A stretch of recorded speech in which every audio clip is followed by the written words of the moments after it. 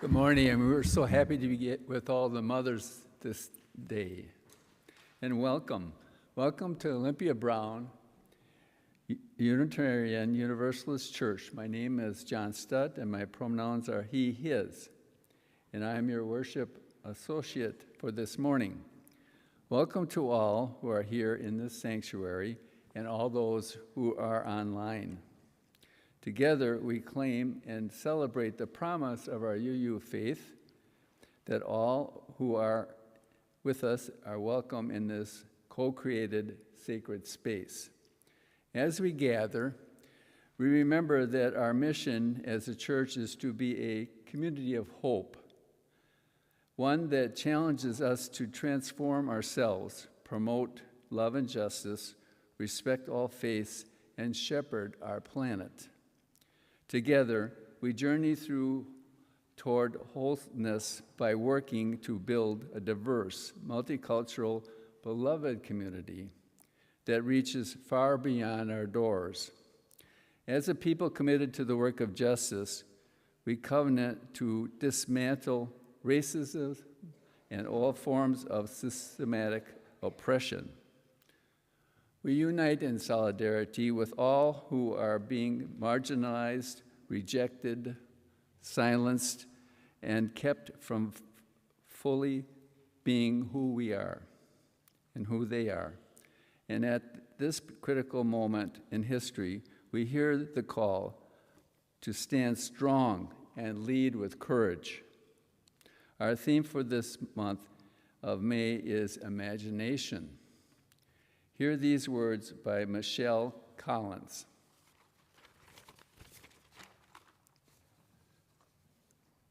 Come, let us gather in this sacred space where imagination is a soil rich with possibilities. May our minds open, our hearts awaken, and together may we nurture visions that grow beyond today. Come, let us worship and imagine anew.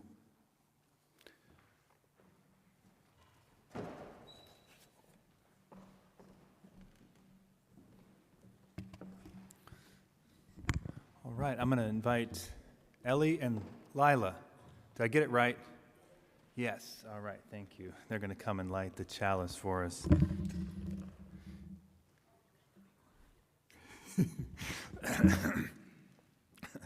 Hear this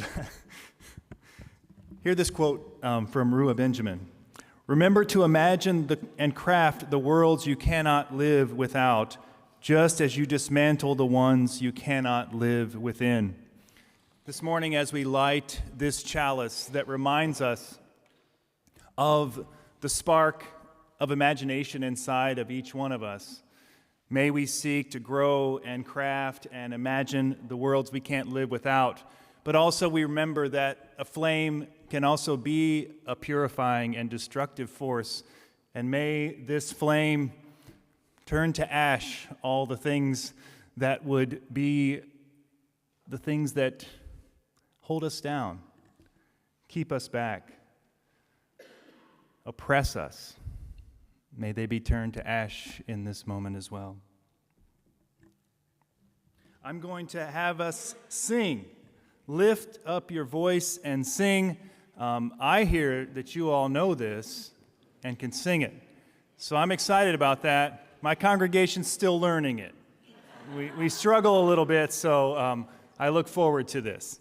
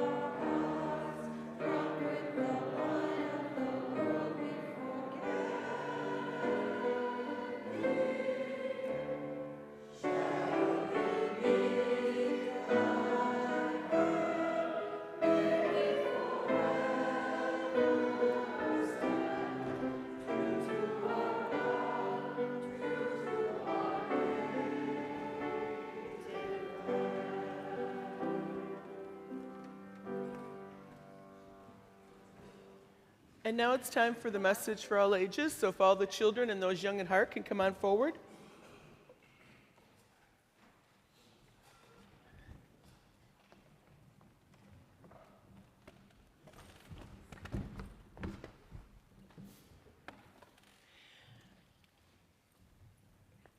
Today's book is about imagination. How many of you have a really good imagination? Of course, the thing doesn't want to go. Lincoln, you want to go back there and hit the space bar? Yeah, I might make Lincoln do it. Yeah, it still didn't work. Just a second.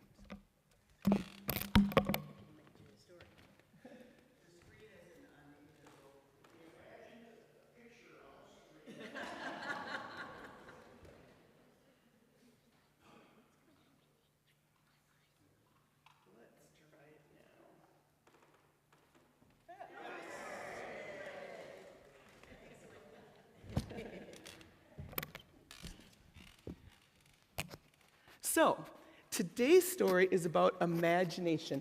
How many of you have a great imagination? Did I already ask you about that last week? Oh, just now, but I didn't have anybody answer because I got kind of distracted there. So this book is called Inside My Imagination by Marta Ortega. One day, I wrote a story just like the ones Mommy reads to me before I go to sleep, a story with lots of lovely words. One day, when I was reading my story, I breathed in one of the words and something magical happened. I entered my imagination. It was amazing paradise. There were unicorns, fairies, elves, and magicians. They appeared and disappeared whenever I wanted them to. My imagination is like a sea of thoughts that float and glide over each other. Droplets and bubbles contain my ideas that become real just by looking at them. They swim and swim, trying to solve the mysteries within me. They appear and disappear, silently diving far, far away, until there, out on the horizon, are all the answers, my answers. My imagination is like a land of clouds of different shapes. My imagination is like a meadow full of shooting stars. My imagination is like an enormous music box where I keep everything I see and hear. I can keep the sounds of the earth in a music box, the seas and the rivers, the crickets, the squirrels leaping through the trees, and the whisper of the wind in their leaves on those trees. Do you hear stuff in your imagination? Yeah. Do you see stuff in your imagination? The day I breathed in my story, I could see my imagination and how it worked inside my mind. The thinker of my imagination casts her net into the air and catches my ideas. The more I feed my ideas, the more ideas I have. The letters all fit perfectly into place. Then the words all hold each other's hands. And they cross the bridge of my imagination that connects my worlds, the eternal and external. And they are born just like I was. Now it's time for the children's blessing.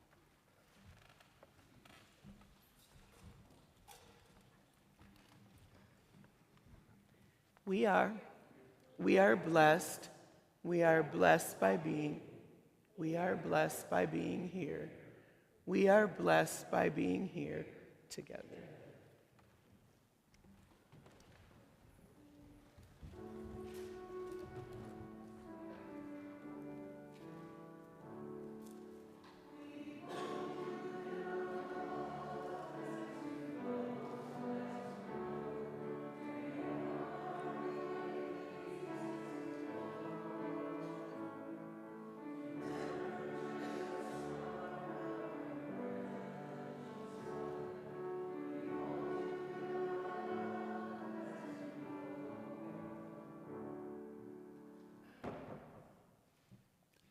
There are many ways that we give to the life of our church, and our monetary offering is just one of those ways.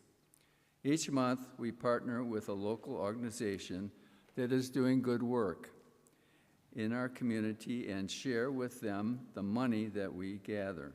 Our partner for this month of May is Hawthorne Hollow Nature Center.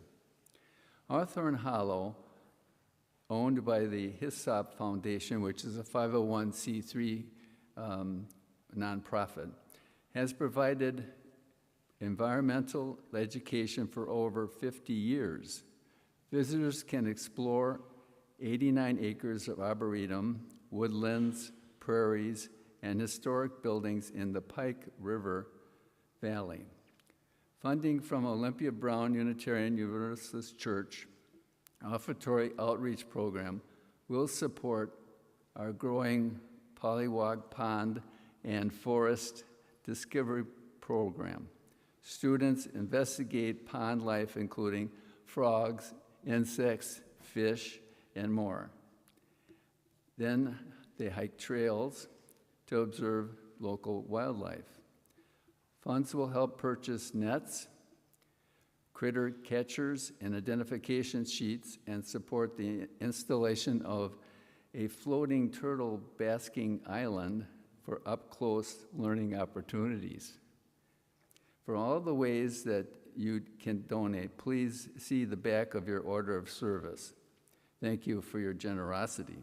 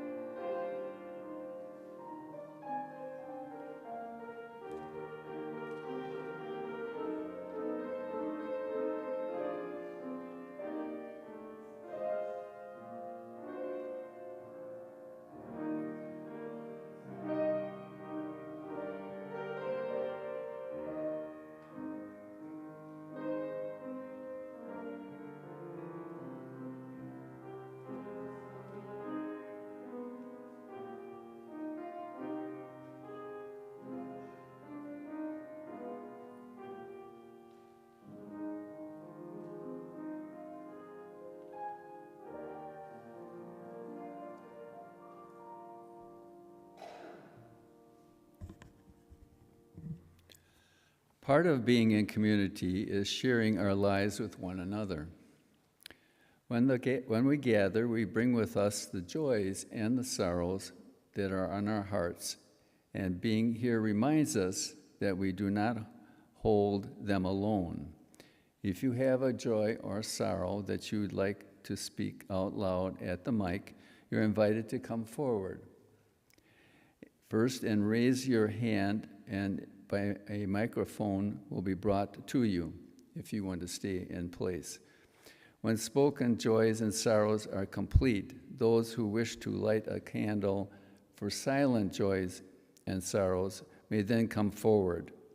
Just remember that the service is streamed online, so sharing at the mic can be heard by the larger community beyond these walls. So, if you wish, come forward.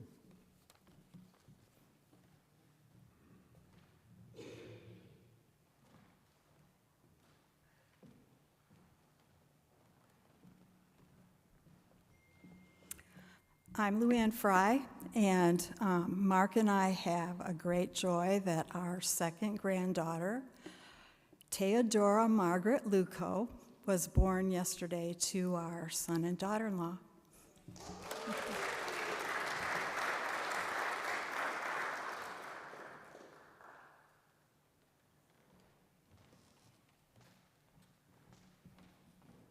I have a sorrow and a joy. My good friend lost her husband this week to complications from diabetes. That's a sorrow. My joy is that Happy Mother's Day to my mother in heaven, who was a teacher at the School of Metaphysics, and I am grateful that she gave me the freedom of thought.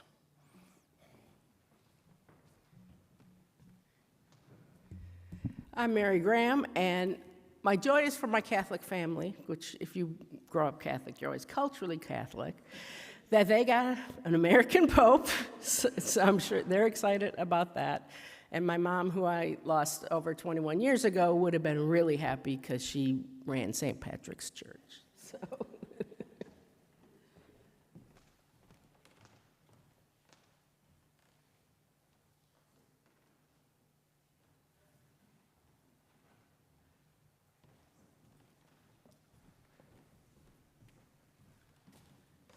So we will light one more candle for the joys and sorrows that are in the hearts of our beloveds. Okay.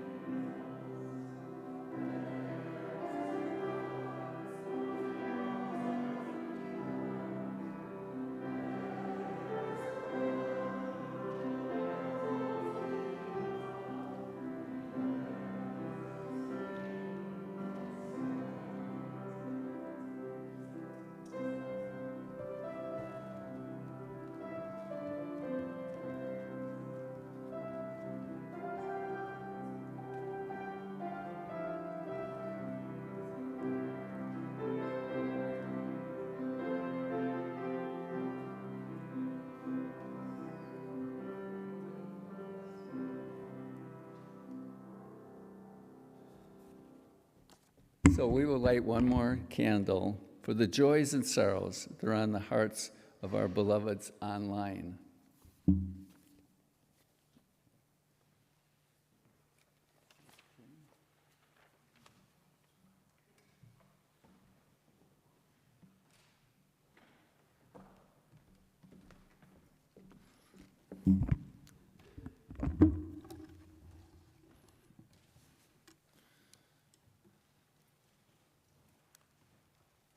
Just in case, you know.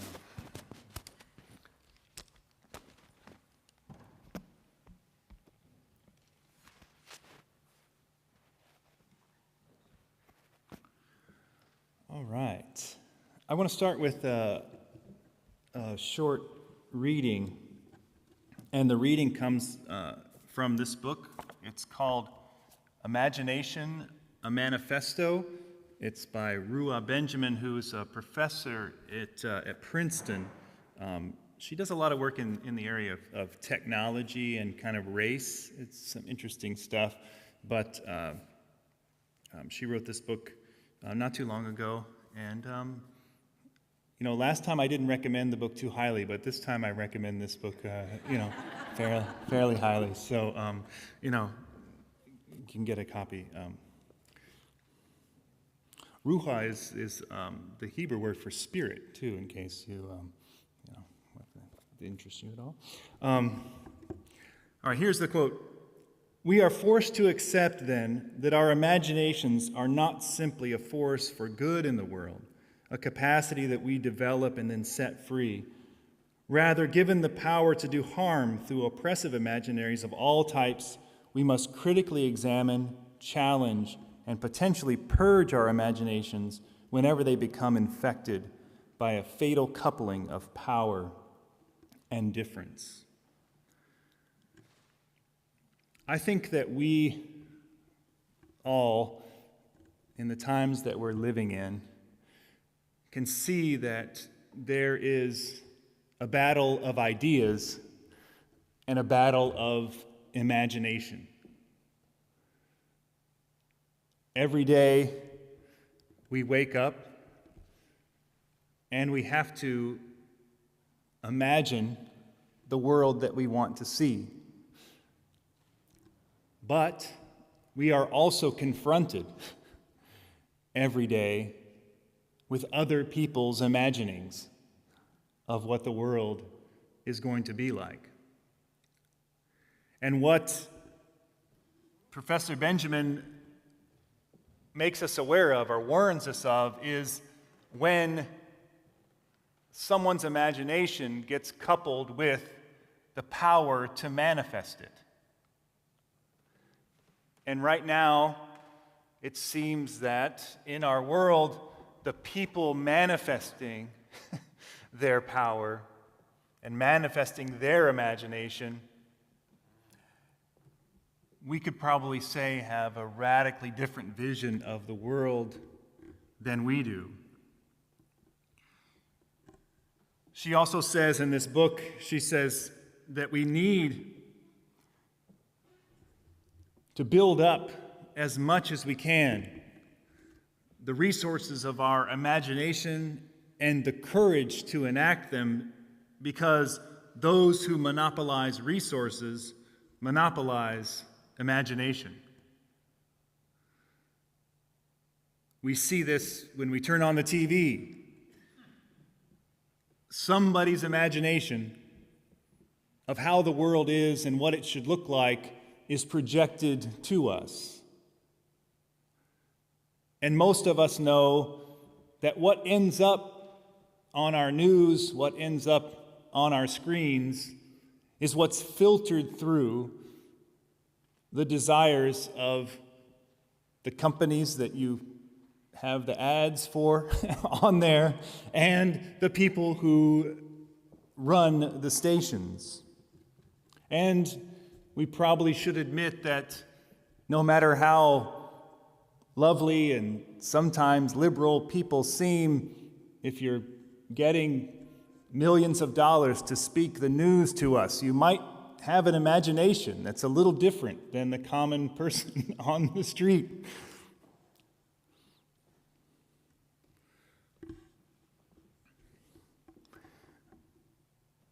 I was just in Madison with some folks who were trying to repeal a boycott law that it makes it illegal to boycott Israel if you are a state, if you're going for a state contract of over $100,000 or something like that. And there is a Muslims Women's Center in Milwaukee that works with Afghan refugees. You may recall a couple years ago, I know that you all had a part to play in trying to help where you could. But they've had a program for those women for a couple of years now. And when this law passed, they had to sign basically what amounts to a loyalty oath that they would never boycott Israel. And this woman who ran this program had to decide, as a Palestinian, whether she would sign this oath. And what's so interesting about it is that the law comes from a place of someone's imagination, right? No one had necessarily, even in the state, boycotted anyone yet or done anything of any significance. And even if they did, it's one of the most peaceful acts that you can do is boycott something or someone. But the imagination that's out there is to say that by performing this act of boycott, somehow these people are harboring anti-Semitism in their mind. Somehow we imagine that they are out to get all the Jewish people in the world, so we pass this law.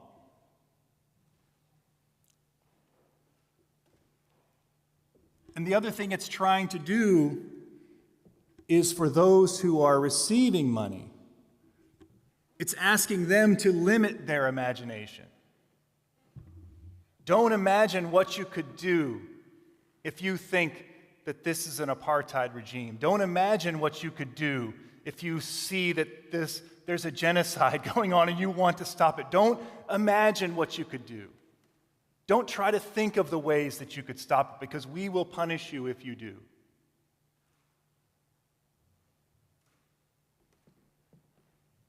In the book, Professor Benjamin talks about living in a neighborhood where they moved and they were one of the only black families on the block. And she said she had this friend, nice white girl, they played together, they had a lot of fun together, and one day they're sitting there on a park bench after having fun, they're sitting there, and the little white girl says to her, you never see blue and red birds together. Means that, the races aren't supposed to mix. Because Professor Benjamin's mother was white and her father was black. And here's these two young children who play together using something that they see in the world, maybe not the most, full sample size of all the phenomena of the world,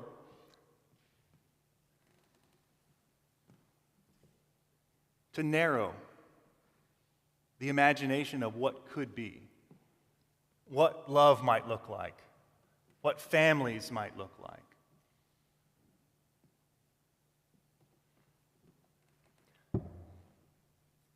I tell you, this time that we're living in,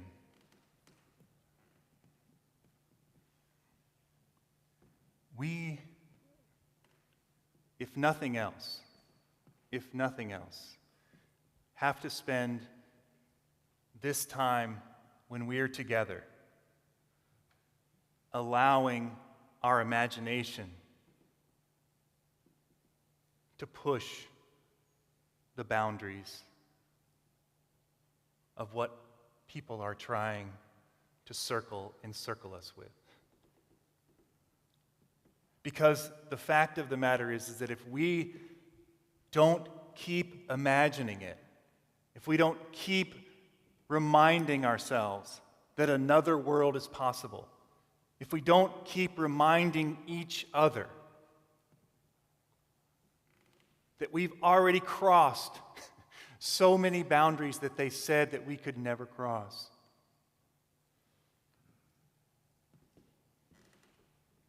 we give in, right? We let go. And the people that monopolize the resources will monopolize imagination. Because even though we don't have all the resources, and even though we don't necessarily have the political power or the power, economic power, or whatever it is that we need in the world, we do still have the power of our imagination. We do still have the ability to remind each other what is possible, what could be, and even what someone tells us is impossible still could be.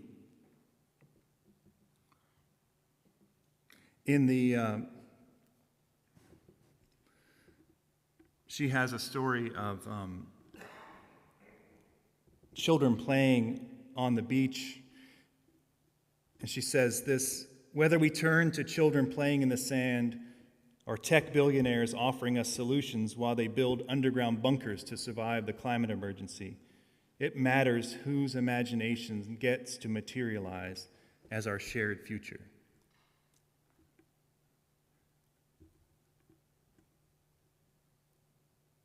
People are spending billions and billions of dollars to do crazy things in this world just to make some dream, some imagination that they had become a reality.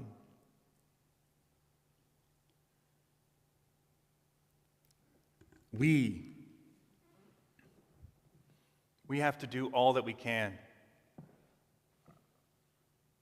whatever it may look like, whether it's a boycott, whether it's a march, whether it's a refusal to take part,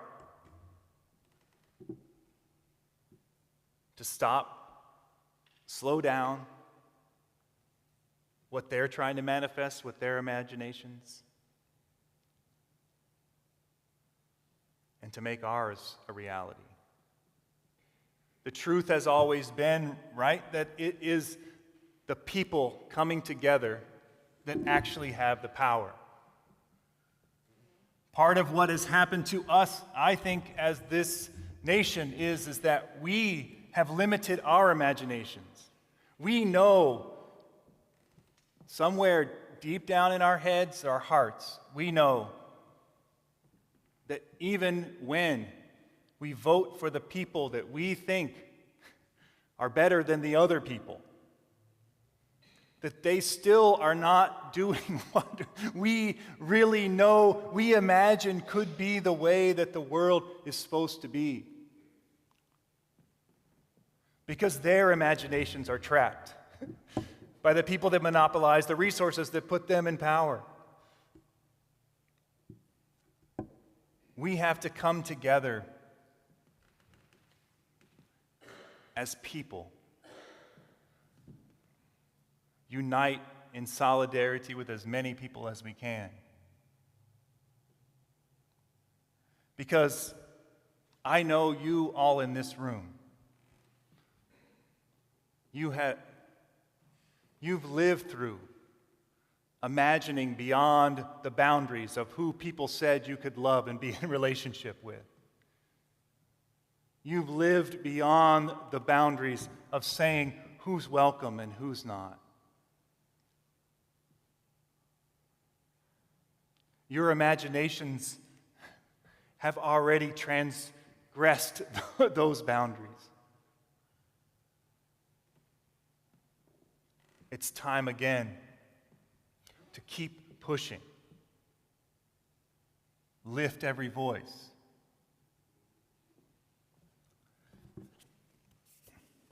I want to read one more.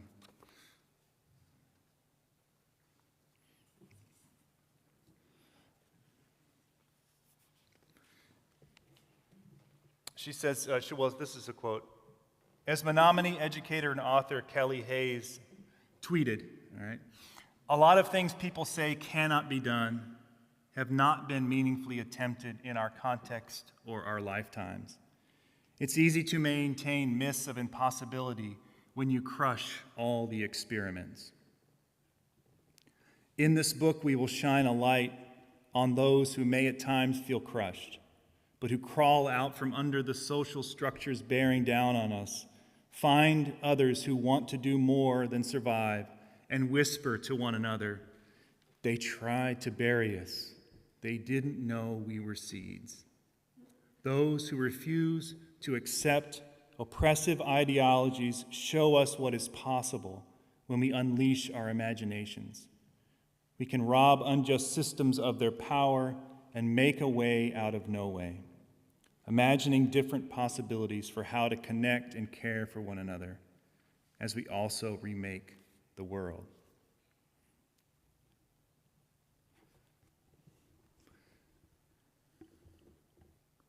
I won't dwell on it, but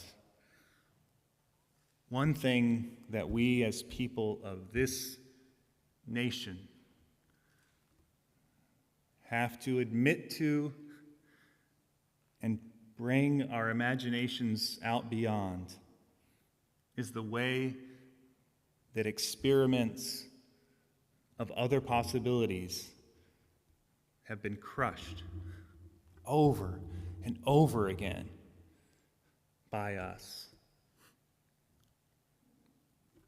Guatemala in the 50s, Chile in the 70s, Venezuela today, Cuba for almost 100 years now.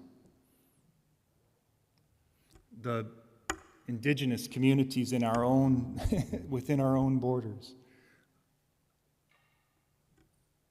Over and over again, we've allowed people to tell us that we have to imagine ourselves as somehow exceptional, and somehow that gives us the right to say how everybody else should live and be. It gives us the right to go and destroy through slaughter and whatever, so that we can maintain the world that someone has dreamed for us.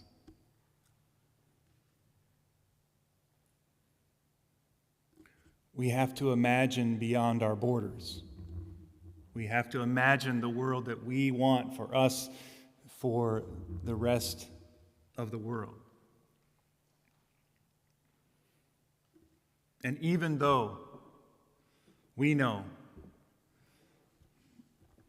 that this kind of imagining is difficult, and manifesting this kind of imagining takes years of struggle within and without. But let those words stay with you. They tried to bury us. They didn't know we were seeds. Somehow, that is what our imagination, our collective imagination, when we join together, knowing that there's a possibility beyond the shell, that we can grow together and become something that bears fruit, something that bears fruit that can be shared, sustenance, flourishing for the whole world. We're doing, you'll know to stay away now, but we're doing the book of Revelation in the other service. And so there's all kinds of problems with that, obviously, you probably know. But at the end of that book, there is, oh, it's gone. You guys have your thing up. Sorry.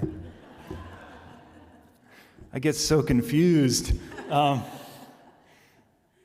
You can circle around back there, but there's you probably know that there's this mosaic out there, or you've probably seen the picture of this tree, the tree of life. But at the end of Revelation, even though the person who's writing it is imprisoned and just has watching his whole world of what he thinks is possible just kind of crumble before him under the weight of the Roman Empire, he still envisions this tree.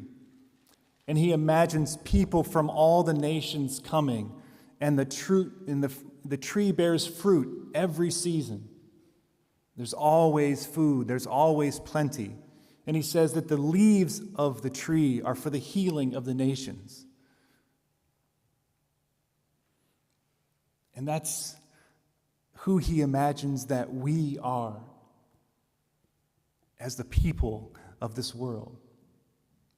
we can join together. Even when they bury us, the shoots still rise. We can bear fruit. We can bring healing. And we have to keep imagining it.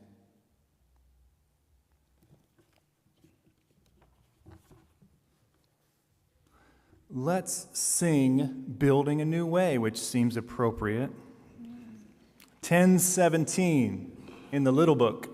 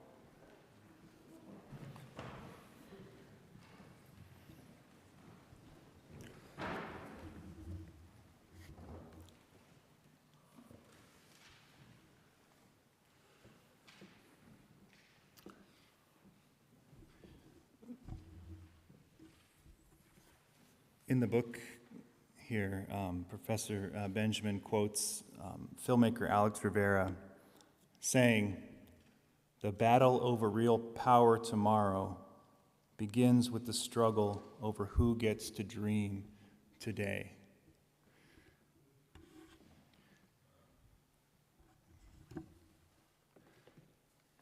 I know you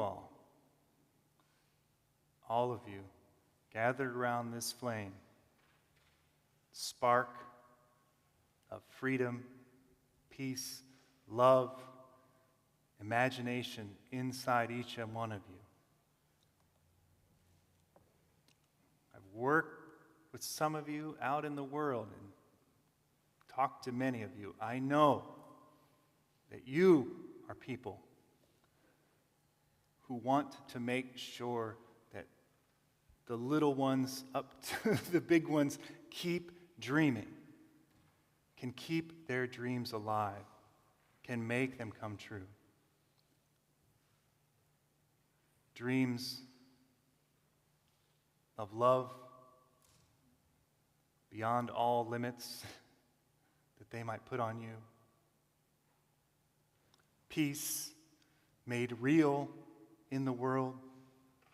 Welcome for those who have been cast out. keep dreaming.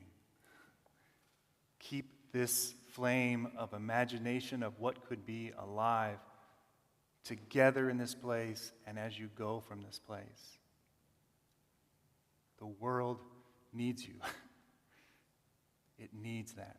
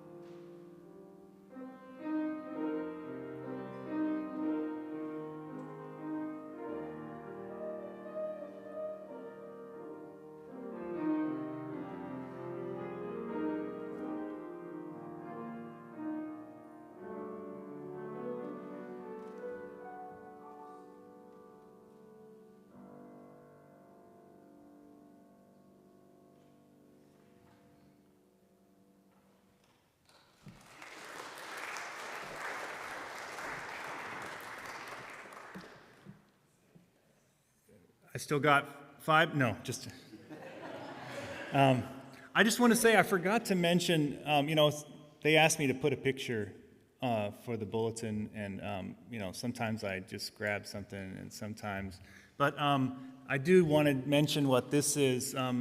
This is a painting from the community in Solentiname, Nicaragua. It's an island in the lake there.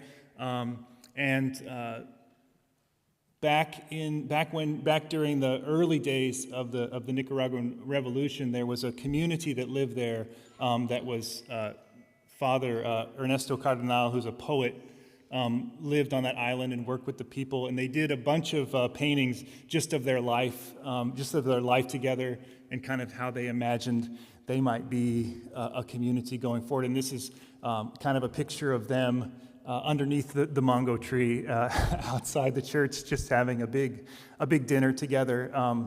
I think you can see Ernesto. There's kind of an image of him there with the white beard and the beret on. And since I'll also just say, my wife and her family are very happy because the new pope, is Peruvian as well. So.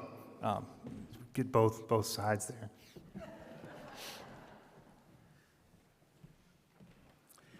It's time for announcements. We'll start with Carolyn Churchill and then Pamela Smiley.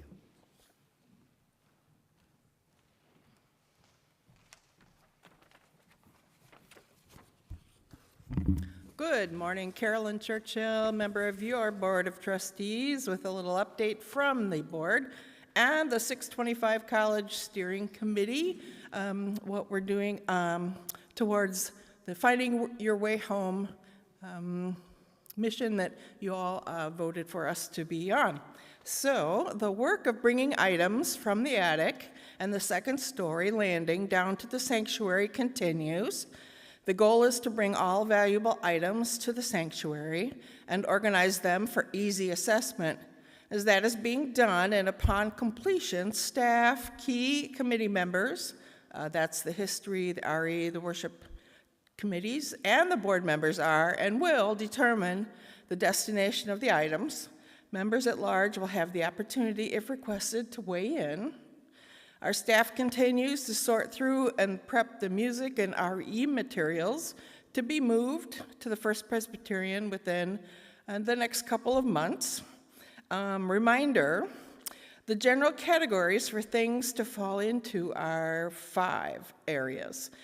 First, items to be retained and stay in the church and the move to First Presbyterian building or stored off campus if necessary. 2, the items to be returned to members who donated specific things and have requested them to be returned. 3, items of value that may be possibly sold or auctioned at a later date. 4, items to be given away, free or free will offering. And 5, items to be thrown away. Please note, no decision concerning the disposal of items significant to the architectural integrity of the church or our church services are being made at this time. So the author of this note says that that is an important sentence, so he wants me to read it again. He says, no decisions concerning the disposal of items significant to the architectural integrity of the church or our church services are being made at this time. So here's a description of the teams and responsibilities concerning 625 College Avenue.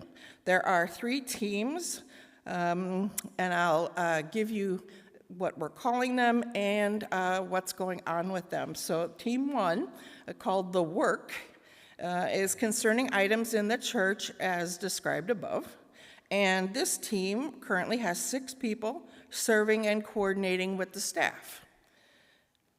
Second team is the Prep and Stage team, the building for transition of ownership and/or sale. This team 2, the Prep and Stage, currently has 1 board member assigned and will need 3 or 4 additional volunteers. And team 3, letting go of our beloved building, process planning and implementing events to honor our history and connection with the 625 College Avenue building. And that team 3 currently has 2 board members and will need several more volunteers to serve. So this is finding your way home, steps that are underway and for future fulfillment. Thank you for listening.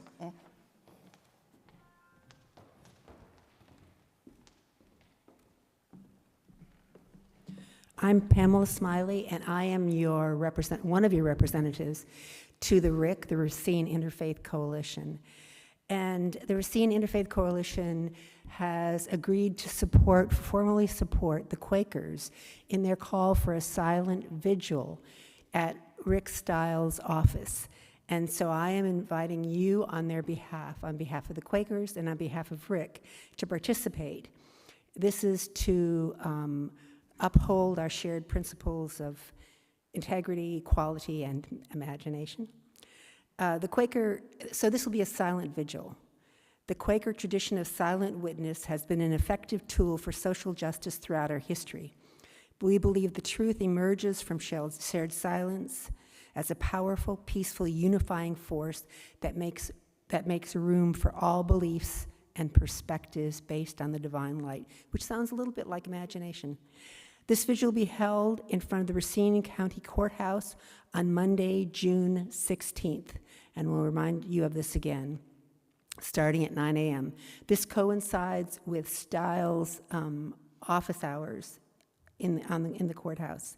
We don't expect him to be there, but the vigil is intended to call upon Brian Stiles to examine his own conscience regarding his role in the dismantling of social services, the dividing of immigrant families, the rise of white supremacy, and the weakening of cherished principles of democracy.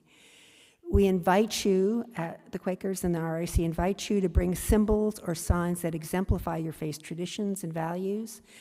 We'll have signs that'll say, love one another, welcome stranger, and shalom. We'll work with participating faith communities to hand out a pamphlet, and the vigil will continue from 9 o'clock until there are only 2 people left, and it'll be a silent vigil. Thank you. Thank you, Carolyn and Pamela. First of all, I'd like to thank our guest pianist, May Chang, for being with us today. Thank you, May. We do have hearing assist devices. I know it's kind of dumb to say that at the end of the service, but they're in the back, or we're going to try and remember and have some on the console over here.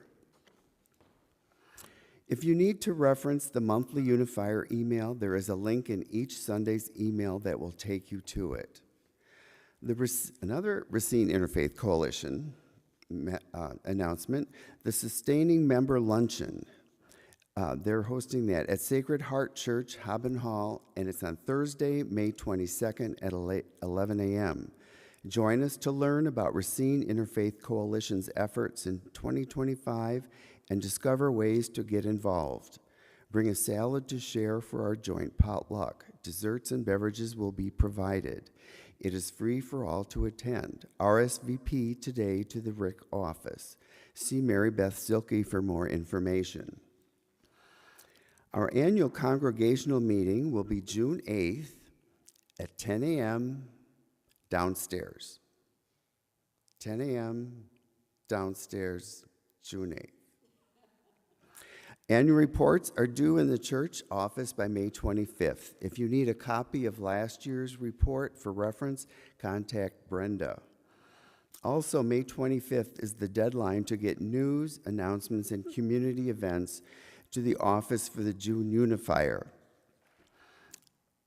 I was going to mention that there is an update on the disposition of items from the 625 building in today's email, but Carolyn covered that quite thoroughly.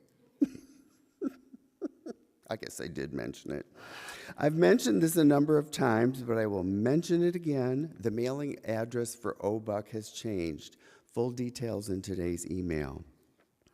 For more information and details about some of these announcements, along with others and community announcements, see your monthly and Sunday emails. Thank you to our volunteers today, our ushers, Christina Mondragon and Pam Smiley, our Zoom host, Anita Miller, and our coffee hour hosts, Dina Lieberman and Suzanne Landis.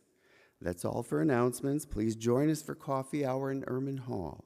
For those on YouTube, log into Zoom for your coffee hour. The link is in today's email. We're done.